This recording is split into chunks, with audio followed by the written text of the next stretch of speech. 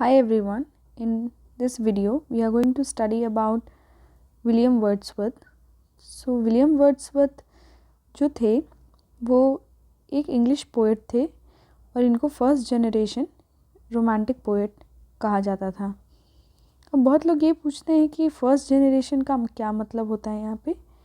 तो romantic period में कुछ राइटर्स को फर्स्ट जनरेशन राइटर बोलते हैं, कुछ राइटर्स को हम सेकंड जनरेशन राइटर बोलते हैं।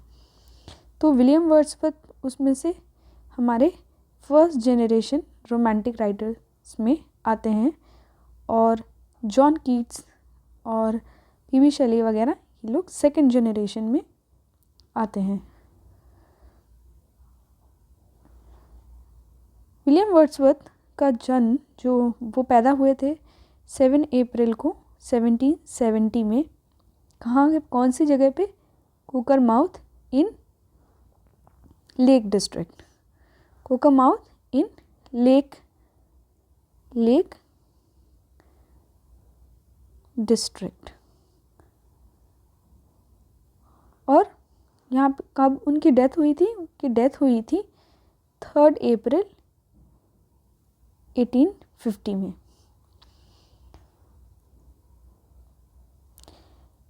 विलियम वर्ड्सवर्थ के फादर का नाम जॉन वर्ड्सवर्थ था और उनकी मदर का नाम एन कुकसन था।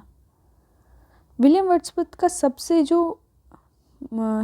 वर्ड्सवर्थ ने अपने प्रीफेस टू लिरिकल बैलेड में पोएट्री की एक बहुत ही फेमस डेफिनेशन दी थी जो एग्ज़ाम में बहुत बार पूछा जाता है इस फॉर्म में कि ये लाइन किसने कही है, या फिर ये पोएट्री की डेफिनेशन किसने दी है, या फिर ये लाइंस के बीच में ब्लैंक छोड़ दिया जाता है और उस ब्लैंक में प्रॉपर वर्ड क्या होना चाहिए ये पूछ लिया जाता है। तो हम देख लेते हैं कि according to William Wordsworth poetry की डेफिनेशन क्या होती है। तो poetry is spontaneous overflow of powerful feelings and it takes its origin from emotion recollected in tranquillity. उन्होंने कहा कि poetry is spontaneous overflow of powerful feelings and it takes its origin from emotion recollected in tranquility। ये उन्होंने definition दी थी। आगे देखते हैं। इन 1802 में ही मैरिड मैरी हचिंसन जो इनकी कज़न थी। 1802 में इन्होंने मैरी हचिंसन से शादी की जो इनकी कज़न थी। नेक्स्ट पॉइंट में लिखा है कि Wordsworth along with Coleridge published lyrical ballad in 1798 which marks the beginning of romantic age। तो वर्ड्सवर्थ और कॉलरेज ने मिलके लिरिकल बैलेड पब्लिश किया था। कौन से ईयर में? 1798 में, जो माना जाता है कि ये एक रोमांटिक एज की बिगिनिंग की तरह देखा जाता है। नेक्स्ट पॉइंट में लिखा है कि Wordsworth was poet laureate from 1843 until his death in 1850। So Wordsworth poet laureate भी रहे इंग्लैंड के। कब बने थे ये? 1843 में। और कब तक थे? जब तक इनकी डेथ नहीं हो गई थी 1850 में। वर्ड्सवर्थ के बाद रॉबर्ट साउदी ने इनको सक्सीड किया था। मतलब वर्ड्सवर्थ के डेथ के बाद रॉबर्ट साउदी को पोएट लॉरिएट बनाया गया था। वर्ड्सवर्थ का जो सबसे इम्पॉर्टेंट वर्क कंसिडर किया जाता है वो है प्रिल्यूड। प्रिल्यूड को सबसे इम्पॉर्टेंट वर्क कंसिडर किया जाता है। अब प्रिल्यूड वर्ड्सवर्थ का एक सेमी ऑटोबायोग्राफिकल पोएम है। क्या है? सेमी ऑटोबायोग्राफिकल पोएम है जो इन्होंने वर्ड्सवर्थ ने ये पोएम 1805 में ही कंप्लीट कर ली थी, लेकिन ये वर्ड्सवर्थ के डेथ के बाद पब्लिश हुई थी 1850 में। मतलब इन्होंने लिख तो लिया था 1805 में ही, लेकिन पब्लिकेशन इस पोएम की 1850 में हुई थी और जो इनकी वाइफ ने कराया था आफ्टर इनके डेथ के बाद। और ये टाइटल भी जो है पोएम की प्रिल्यूड वो भी इनके डेथ के बाद ही दी गई थी, ये टाइटल पहले नहीं था। अब वर्ड्सवर्थ, कॉलरिज और रॉबर्ट साउथी, इन तीनों को क्या कहा जाता है? लेक पोएट कहा जाता है। क्यों कहा जाता है लेक पोएट? क्योंकि ये तीनों लेक डिस्ट्रिक्ट से एसोसिएट करते थे, मतलब ये तीनों का लेक डिस्ट्रिक्ट से एसोसिएशन था। अब हम देख लेते हैं कि वर्ड्सवर्थ के मेजर लाइफ इवेंट्स क्या हैं, उनके मेजर वर्क क्या क्या हैं। तो मेजर लाइफ इवेंट में सबसे पहले तो हम देखेंगे कि 1791 में विलियम वर्ड्सवर्थ पहली बार फ्रांस गए। फ्रांस की विज़िट इम्पॉर्टेंट है क्योंकि ये बहुत ही ज़्यादा पोइटिकली इंस्पायर करती है वर्ड्सवर्थ को अपने पोएम्स में लिखने में। दूसरा मेजर इवेंट है कि 1793 में ये फिर से फ्रांस गए सेकेंड टाइम, जहाँ पे इनको ही fell in love with Annette Vallon. Annette Vallon से इनको प्यार हो गया था और आउट ऑफ दिस लव इनके एक बेबी भी हुई थी जिसका नाम था कैरोलिन। और इन द सेम ईयर उन्होंने अपनी पहली पोएम पब्लिश करी थी, an evening walk. Evening walk इनकी पहली पोएम थी वर्ड्सवर्थ की।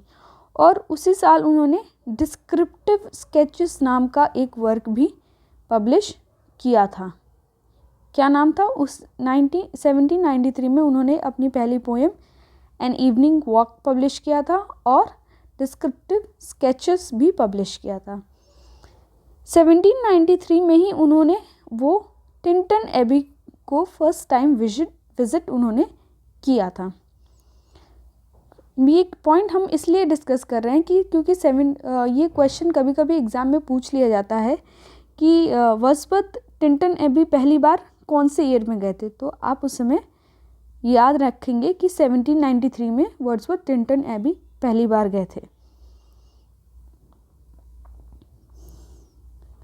अब आगे देख लेते हैं 1795 में उनकी मुलाकात किससे हुई? एस.टी. कॉलरिज से हुई।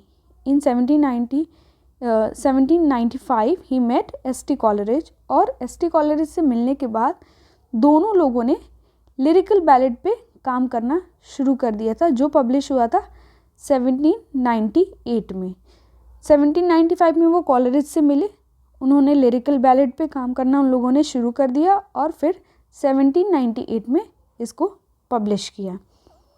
ठीक है, अब हम देखते हैं कि लिरिकल बैलेड क्या है थोड़ा सा, क्योंकि लिरिकल बैलेड के ऊपर एग्ज़ाम में बहुत सारे क्वेश्चन बनते हैं कि लिरिकल बैलेड में कितने कलेक्शन ऑफ पोएम्स थे, एसेट्रा एसेट्रा।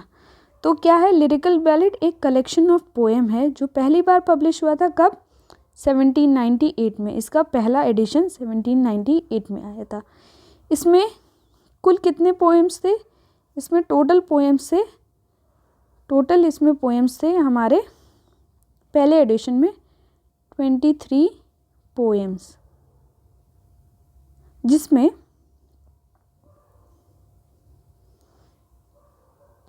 19 जो पोएम थी वो वर्ड्सवर्थ ने लिखी थी और 4 पोएम्स कॉलरिज ने लिखी थी। ठीक है, जो ये कलेक्शन था फर्स्ट एडिशन, इसकी सबसे पहली पोएम थी rime to the ancient mariner, जो किसने लिखी थी? ये पोएम लिखी थी एस.टी. कॉलरिज ने। और सबसे लास्ट जो पोएम थी इसकी वह है lines written few miles above the Tintern Abbey. ये पोएम लिखी थी वर्ड्सवर्थ ने। तो टोटल पोएम 19 पोएम वर्ड्सवर्थ ने लिखी, 4 पोएम कॉलरिज ने लिखी। टोटल कलेक्शन कितने थे? 23 पोएम का कलेक्शन था। पहला पोएम था the rime to the ancient mariner और लास्ट पोएम थी इस कलेक्शन की line written a few miles above the Tintern Abbey. इसके टोटल हमारे जो लिरिकल बैलेड है इसके 4 एडिशंस आए थे। पहला एडिशन आया 1798, दूसरा एडिशन आया 1800 में। इस एडिशन में क्या चेंज था? इस एडिशन में चेंज ये था कि ये इसमें प्रीफेस ऐड हो गया था, जो किसने लिखी था? वर्ड्सवर्थ ने लिखा था, जिसमें हमने जो डेफिनेशन आप पहले पढ़ी थी spontaneous overflow of powerful emotion, ये वाली डेफिनेशन इसी प्रीफेस से आती है जो वर्ड्सवर्थ ने दी थी। जो थर्ड एडिशन है वो हमारा आता है 1802 में। इसमें भी थोड़े क्या एडिशन हुआ था, इसमें एक अपेंडिक्स ऐड हुआ था जिसका टाइटल था पोएटिक डिक्शन। ये भी किसने ऐड किया था? It was added by Wordsworth. और लास्ट एडिशन जो 4th एडिशन है वो है 1805 में आई थी। अब ये भी कभी कभी क्वेश्चन एग्जाम में पूछ लिया जाता है कि वर्ड्सवर्थ कितनी बार टिंटन एबी को विजिट किए थे?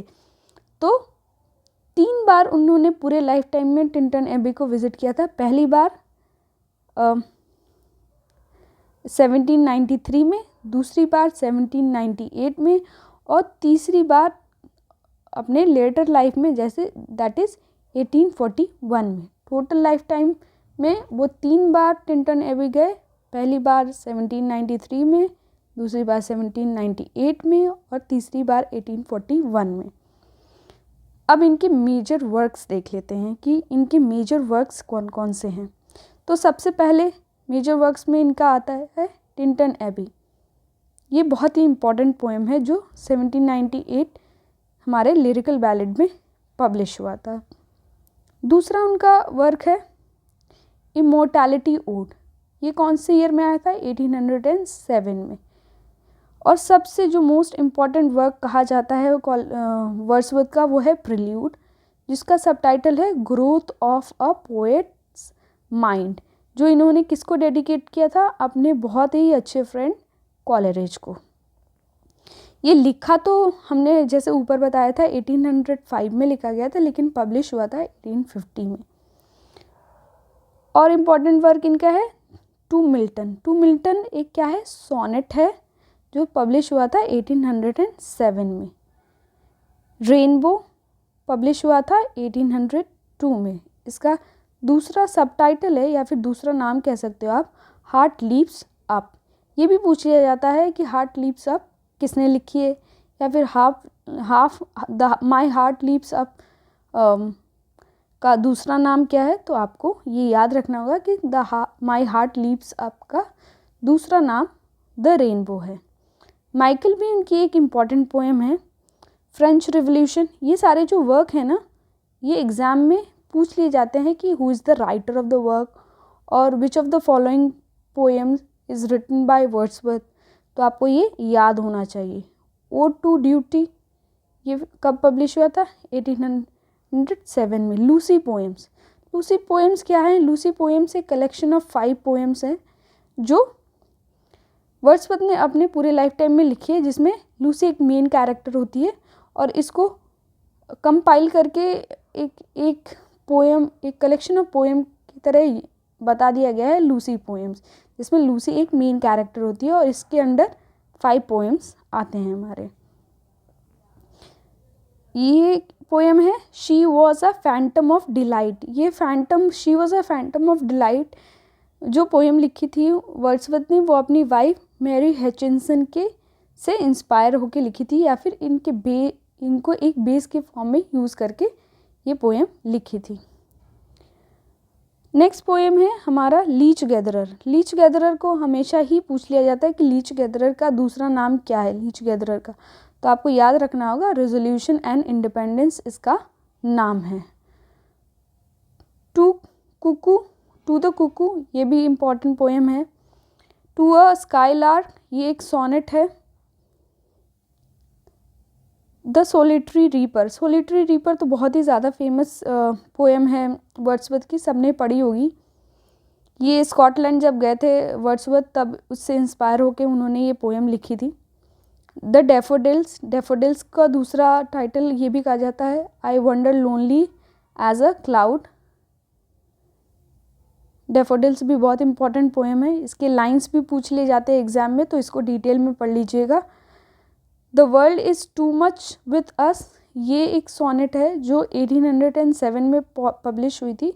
इसके भी लाइंस इंपॉर्टेंट हैं जो एग्ज़ाम में पूछ लिए जाते हैं। द टेबल टर्न्ड ये भी इम्पॉर्टेंट पोएम है। पीटर बेल, रूथ, रूथ का दूसरा नाम the influence of the nature भी है। द इडियट बॉय, ये सारे क्या हैं? ये सारे इम्पॉर्टेंट पोएम्स हैं जो वर्ड्सवर्थ ने अपने पूरे लाइफ टाइम में लिखी है। अब इनके कुछ सोनेट कलेक्शन है जो बहुत इम्पॉर्टेंट माने जाते हैं। 4 सोनेट कलेक्शन है। द रिवर डडन सोनेट, ये कब आया था? 1820 में। The ecclesiastical sonnets, the ecclesiastical sonnet आई थी कब? 1822 में। The sonnet dedicated to liberty, ये कब आई थी? 1835 में। एंड मिसलिनियस सोनेट, ये भी जो मिसलिनियस सोनेट्स थे उसको एक कलेक्शन के रूप में पब्लिश किया गया था। ये 4 उनके सोनेट कलेक्शंस हैं। तो काफ़ी अच्छे रिच पोएटिक वर्क प्रोड्यूस किया है विलियम वर्ड्सवर्थ ने अपने लाइफ टाइम में। इन्होंने एक प्ले भी लिखी थी अपने लाइफ टाइम में जो पब्लिश हुई थी उनके डेथ के बाद। उसका वो एक ट्रेजेडी थी और उन्होंने लिखी थी 1795 में। इसका द बोर्डरर्स, ये क्या है? ट्रेजेडी है जो उन्होंने 1795 में लिखी थी। तो ये वर्ड्सवर्थ के मेजर वर्क्स और लाइफ इवेंट्स थे जो हमने इस वीडियो में कवर किया है। आई होप आपको समझ में आ गया होगा। और अगर जो भी कन्फ्यूजन तो इसको फिर से आप रिविज़िट करिएगा, आपको क्लियरली समझ में आ जाएगा इस वीडियो में। Thank you.